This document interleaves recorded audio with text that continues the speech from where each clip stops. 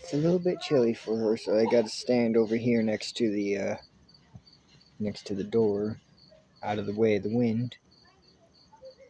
She doesn't really like the wind, but she likes being on my shoulder. So here she is. That's what she's eating.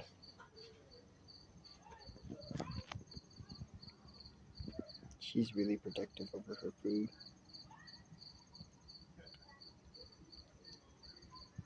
Like, comment, and subscribe if you want to see more of her. I'm trying to find what time I can to record her and get her out. It's getting more and more difficult as the days get colder, and I get busier with schoolwork and stuff. Yeah.